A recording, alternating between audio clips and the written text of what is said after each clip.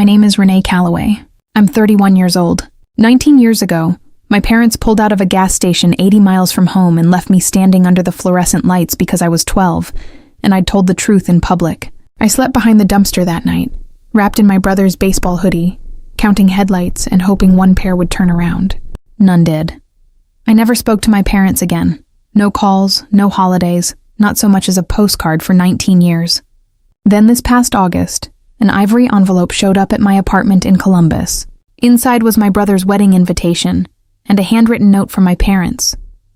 But here's what none of them knew when they mailed it. What I'd learned from a gas station clerk in the week before that wedding, and what I'd do when my father raised his glass in front of 200 guests. Welcome back to Revenge and Regrets, where quiet people finally get their say. If stories about standing up without shouting are your kind of story, drop a comment below and subscribe before we start. The Tuesday the envelope arrived.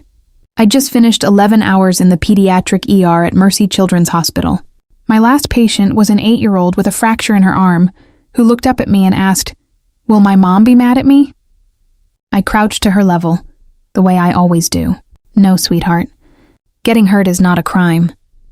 I've said that sentence to other people's children for 9 years, and every time, some small part of me is saying it to a girl the same age. Standing in a parking lot off a state route, I drove home, dropped my badge in the bowl by the door. My fiancé Marcus was at the stove. He teaches high school history and cooks like a man apologizing to vegetables. "Mail's there," he said. "Something fancy came for you." Heavy ivory paper. My name in looping calligraphy, postmarked Mill Haven, Ohio, a place I hadn't seen a postmark from in 6 months, since my grandmother's estate papers cleared. "Wyatt Calloway and Claire Whitfield request the honor of your presence." My brother, 35 now, was getting married into the biggest family in the county. I turned the card over, and a scrap of lined notebook paper slid out from behind the RSVP card. My mother's slanted cursive. "All is forgiven, Renee. Come home. Mom and Dad." I laughed. One short, ugly laugh. Then my hands started shaking and wouldn't stop. Marcus read it over my shoulder. "Forgiven," he said slowly. "Renee, what do they think they're forgiving you for?" That is the question, isn't it? 19 years of silence, and the message my parents chose to send was a pardon, not an apology, handed down from the people who'd left a 7th grader at a gas station and driven 80 miles home to sleep in their own beds.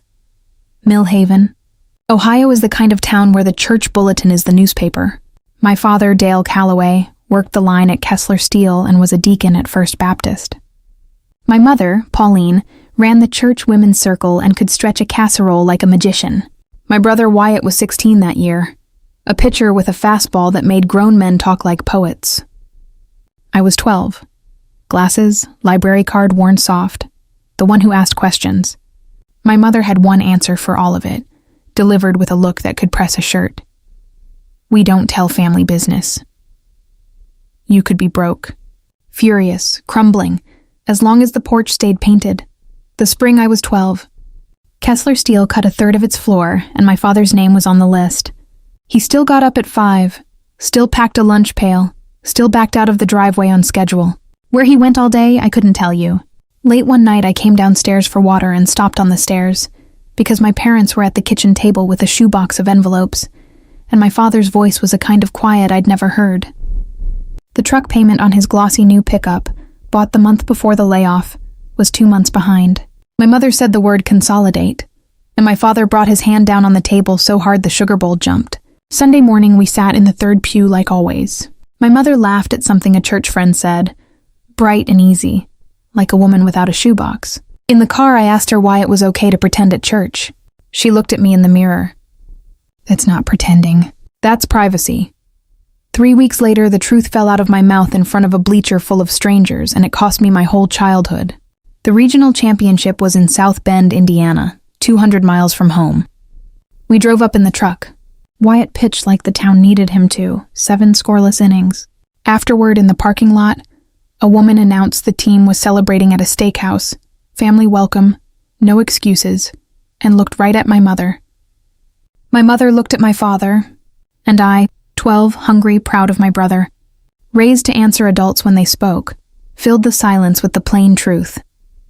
Dad says we can't afford restaurants until the truck's paid off. That was the whole crime. The silence that followed had a texture. My mother made a sound like a laugh with the bones taken out, said something about watching our figures, and steered me toward the truck with her nails in my shoulder. My father didn't say anything. We pulled out before they even handed out the trophy. Nobody spoke for 2 hours. Just past dusk, my father pulled into a gas station on Route 42 outside Ashland, 80 miles left to home. He told me to get out and stretch my legs. I thought it was a bathroom stop. I stood under the fluorescent lights and heard the pump click back into its cradle and the truck roll forward, my father's window coming down halfway. "You want to run your mouth like a grown woman?" His voice was calm. That was the worst part. "Grow up and find your own way home." The window went up. Gravel popped. I saw my brother lunge. His palm hit the glass. My mother's face float pale in the side mirror, and then the rear window jerked down, and something dark flew out and landed on the shoulder. Wyatt's baseball hoodie, still warm from him, Callaway ironed across the back. I picked it up and put it on. It hung to my knees. The taillights got small, then gone. There was a payphone bolted to the wall. I dialed 0, asked for a collect call to our house, and my voice broke on the last digit. It rang. My father's voice, close and impossible. The operator asked if he'd accept the charges. "No," he said. "She has to learn." A click, then a dead dial tone. I didn't try to flag down a car. Even at 12, I knew what that could turn into. I found the gap behind the dumpster on the east wall, out of the wind with a clean sightline to the pumps, and sat on flattened cardboard in my brother's hoodie, counting semis to stay awake. 51 of them.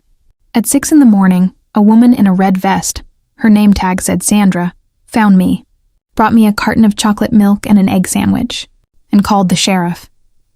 My parents' version, by the time it reached the sheriff, was that I'd stomped off toward the restrooms, and they'd assumed I'd hitched a ride to my grandmother's, since I was always threatening to, a dramatic child. A misunderstanding. A caseworker opened a file anyway, and my grandmother, my mother's mother, Vera Nash, drove down the same afternoon, took one look at me, and something in her face closed like a ledger. That winter, my parents signed guardianship over to her in a lawyer's office. Quietly, no trial, no headlines. My mother cried at that table. My father exhaled long and slow, shoulders coming down. I've seen relief on 1,000 faces in the ER. I know it when I see it. He was relieved. Grandma Vera's house smelled like coffee and lemon oil. "The truth is not a sin in this kitchen," she told me my first night. "You'll never be sent anywhere for saying it." I kept a duffel bag packed in my closet until I was 15. She never made me unpack it, just quietly washed what was in it and folded it back. I graduated second in my class, put myself through nursing school on scholarship and night shifts, and when I pinned on my badge at Mercy Children's, she sat in the front row and whistled through her fingers. She died this past February in her sleep, reading glasses still on an open crossword. At the funeral, my parents stood on the other side of the aisle. We did not speak. The night the invitation came, I told Marcus the shape of it. Gas station.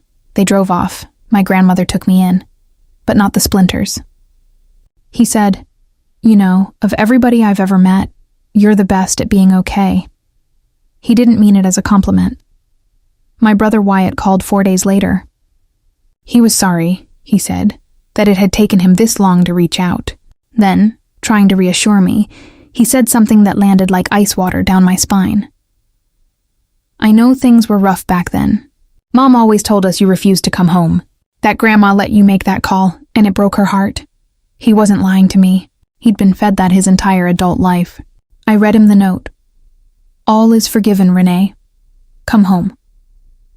He went quiet, then asked in a 16-year-old's voice again what I remembered about the gas station. I asked him the same question back. "I remember Dad saying we'd circle back," he said slowly. "He said you needed a scare. 15 minutes. Then we were just driving and Mom kept saying you were probably hiding there to punish us." Each sentence came out slower, like a man testing stairs in the dark. "You were 12, he said finally, mostly to himself. I was 16. I had a license." He stopped there. "I couldn't RSVP yet. There was somewhere I had to stand first. That Saturday, I drove north out of Columbus with the radio off, 80 miles, and parked where the truck had idled 19 years earlier. The payphone was gone, 4 bolt holes in the brick where it used to hang. The dumpster was newer, but the gap behind it was the same width as a skinny kid.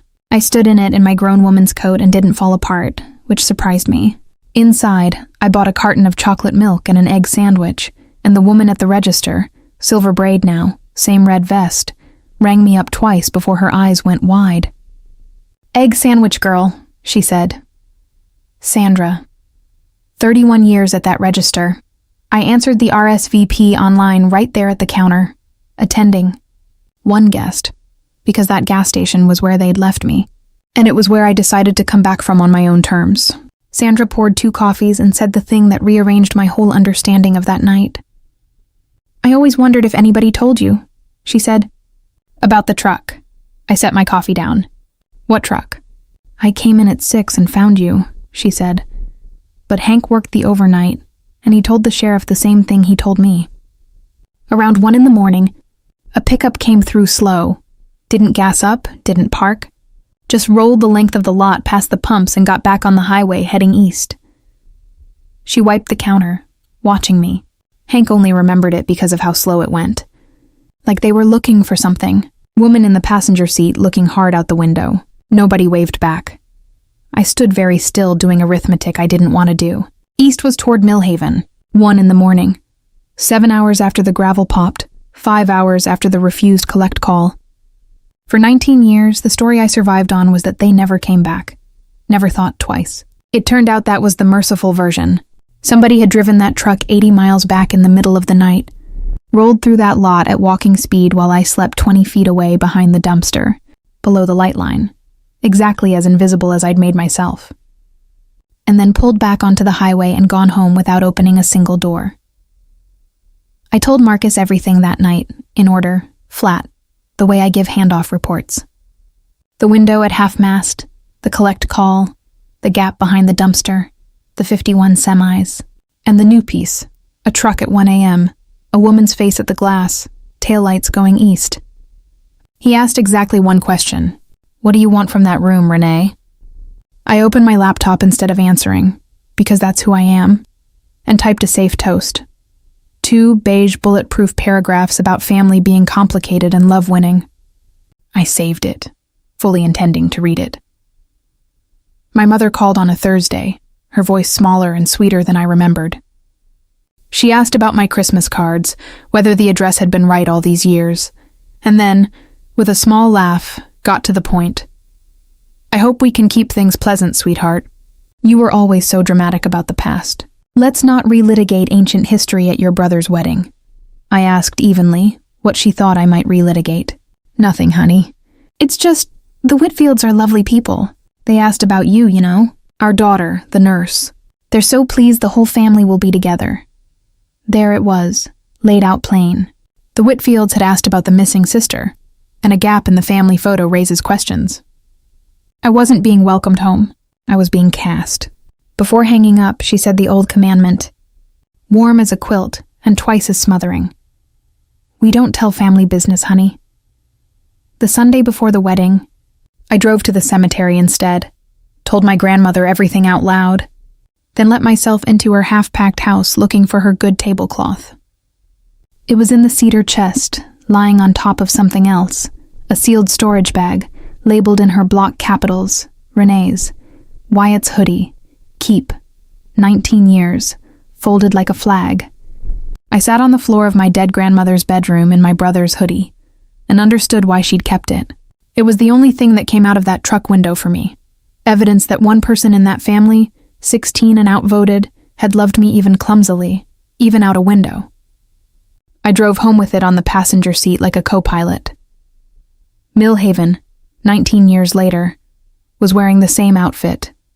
Same banner over Main Street, same marquee outside First Baptist. I rolled down my old street exactly once at a respectful 25, didn't slow down. At the rehearsal dinner, my mother saw me first. The freeze, the recalculation, then the performance rising in her like water in a glass. Our Renee, the nurse, arms wide, crossing the whole hall for a hug pitch to carry, 19 years, and my first embrace from my mother came with an audience. My father followed at a deacon's pace, smaller and grayer up close. He put out his hand instead of hugging me. "Good you came," he said. That was the whole speech. Somewhere between dinner and cake, Mr. Whitfield asked kindly how it felt to have the whole family back together. My father folded his hands. "Kids scatter. Roots hold. Callaways always find their way back." My mother picked it up like a rehearsed duet. Renee went through a phase back then. Teenagers, you know how it is. She stayed with my mother a while. I sat still, while my entire life after 12 got folded down to the size of a napkin and tucked under a plate. I found my mother alone in the kitchen at the end of the night. Boxing leftover cake, I asked the only question I had left. "Did you come back that night?" Her hand stopped. She didn't ask what night. That told me plenty. Finally, her shoulders came down an inch, and she looked her age for the first time all evening. "I made him turn the truck around," she said quietly. "I couldn't sleep. We came through that lot around 1 and you weren't under the lights." I looked Renee, I looked hard. Her chin trembled. "And your father said, he said if she sees us rescue her, the lesson dies. He said girls like you always land on their feet." And we went home. She pressed the box lid down until it clicked, then looked up with wet eyes. "I wrote the note, sweetheart. Your father doesn't apologize. He never has, not once in his life. All is forgiven. That's the closest thing you will ever get." I found my father in the parking lot after smoking by his truck, a newer model, still red. He told me, unprompted, about being 10 years old and mouthing off to his own father at the county fair, and being left standing by the stock pens from noon until dark as punishment, watching every man in the county walk past him. "You turned out strong," he said, dropping the butt. "Strongest of anybody in that hall."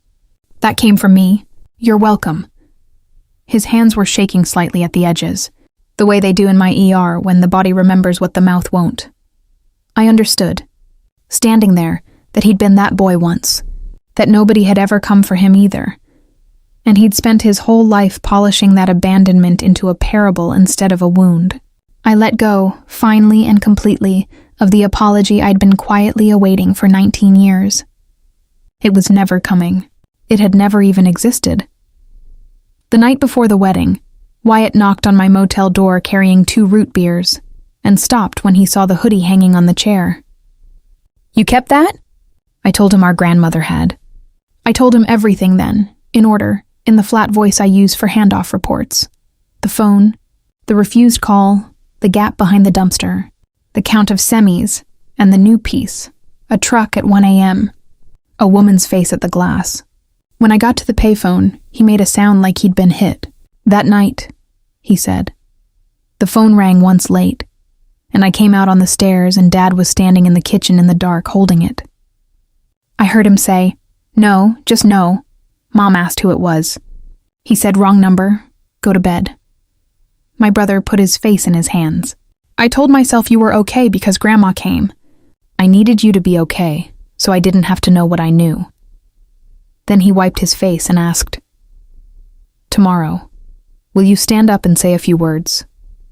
As my family, the wedding was genuinely beautiful, October light through old glass, Wyatt crying at the altar before Claire was halfway down the aisle. The reception was in a barn strung with lights at the Whitfield orchard, 200 guests. My place card sat exactly where promised, between my parents. Dinner ended, glasses filled, and my father stood, tapped his glass with a spoon. He thanked the Whitfields, praised Wyatt, and then turned, unhurried, and looked down the table at me. "Every family weathers storms," he said. "Our daughter Renee drifted from us for a while. Went her own way. We won't dwell on old weather tonight, because tonight, with my son married into this fine family, I can stand here and say it plain. My family is whole again. All is forgiven." He raised his glass. "To family." 200 glasses rose and echoed it back. Wyatt was not clapping. He stood up, buttoned his jacket, and held his hand out to the DJ for the microphone. The room hushed, expecting a groom's thank yous. He looked at our father for a second, then passed the mic to me. "Before we eat cake, my sister came a long way to be here tonight. A lot further than most of you know. Would you say a few words? As my family. My mother's hand closed on my wrist under the tablecloth, gentle, a warning dressed as affection. I slid my wrist free, stood up, took the microphone, and took the safe toast out of my clutch, folded it in half, and set it down on the tablecloth in front of my father, where he could watch me not read it. My name is Renee Calloway, I said, my voice level, unhurried. Most of you have never met me. I'm told I went through a phase. Soft, uncertain laughter, which I let die on its own. 19 years ago, my brother pitched the best game of his life. On the drive home, at a gas station on Route 42, my father told me to get out of the truck. I was 12. I'd embarrassed the family that afternoon by telling another mother out loud that we couldn't afford the team dinner. My father looked at me under those lights and said, "Grow up and find your own way home." And my family drove away. No laughter now. No forks. I called home collect from the payphone that night. The call was refused. I slept behind the dumpster in my brother's baseball hoodie. He threw it out the window as they pulled away. It was the only warmth my family offered me that night, and I still have it. In the morning, a stranger named Sandra found me, bought me chocolate milk and an egg sandwich, and called the sheriff. My grandmother drove down that same day and gave me a home and a kitchen where the truth was never a sin. My parents signed guardianship over to her that winter. I turned and looked at my father, gone the color of unpainted fence. "Dad, I did what you told me. I grew up. I found my own way home. It's a 2-bedroom in Columbus, with a man who has never once left me anywhere." My mother was crying, and for the first time I believed the tears and understood they changed nothing. "You forgave me tonight in front of witnesses, so let me return the kindness. I forgive myself for spending 19 years believing I had to earn my way back into a family that drove away." I raised my glass toward Wyatt and Claire. "May your children grow up knowing the truth is not a sin in their kitchen, and may they never have to be brave at a gas station." I drank. Nobody in that barn was breathing. My father stood up so fast his chair went over backward. "That is enough. We don't tell..." And he stopped, right there, mid-sentence, because some part of him heard what the end of it was about to confess in front of 200 people. The room finished the sentence in silence. "We don't tell family business." Mr. Whitfield set his glass down and didn't pick it back up.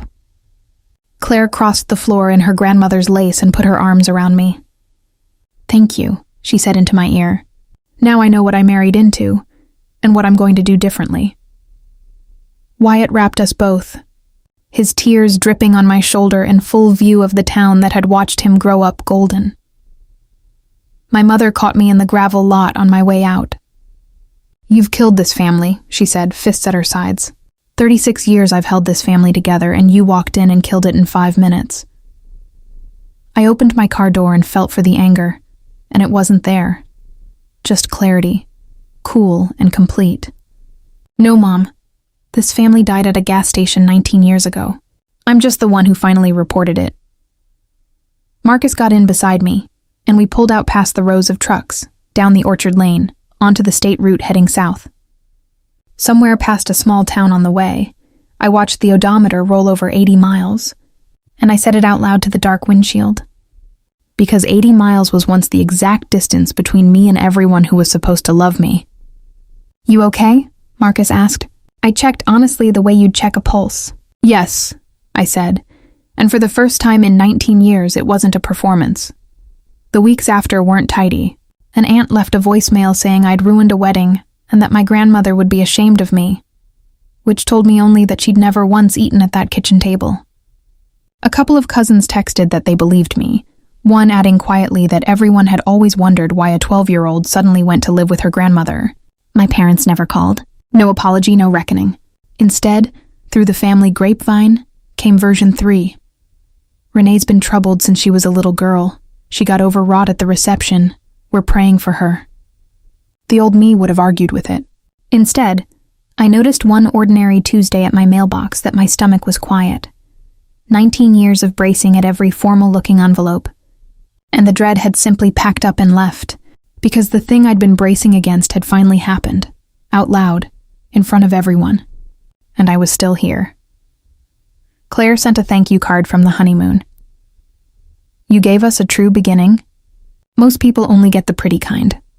Wyatt calls every Sunday now, regular as a pill. Some calls are easy. Some are him grieving the parents he thought he had. And I let him because nobody let me. A padded envelope arrived one gray afternoon from Ashland, Ohio. A postcard of a gas station at sunset. No message, just a signature. Sandra. It's framed in my kitchen now, where the morning light hits it at 6. Thanksgiving was at my place. 4 chairs, 1 slightly burned turkey, 0 performances. Marcus carved. Claire brought her grandmother's rolls and told stories on Wyatt until he begged for mercy. At one point, my brother opened the refrigerator looking for cranberry sauce and went still, then started laughing that helpless, hiccuping laugh because on the top shelf, front and center, sat a carton of chocolate milk. Grocery store, I told him. Every week. Can't explain it. Don't need to. He put it back gently, like a relic. The hoodie lives folded on my bookshelf now, between my nursing textbooks and my grandmother's crossword dictionaries. Letters facing out. Calloway. My name too, after all. I paid enough for it. Near the end of that Thanksgiving night, Wyatt raised his glass of cider and cleared his throat twice before it came out. When we have kids, he said, looking at me, they're going to know their aunt first, before any other version of anything. And they're going to get the whole story in their own kitchen. Because here's what 19 years and 80 miles finally taught me. Home was never the house I was ordered to find my way back to. Home is the table where the truth gets to sit down and eat. That's my story. 1 gas station, 19 years of silence, 1 handwritten line in an envelope, and 1 toast my family never saw coming. If someone rewrote a story you paid for, maybe it's time to take it back, gently, calmly, and out loud. Share this with someone who needs that reminder, and tell me in the comments what you would have said.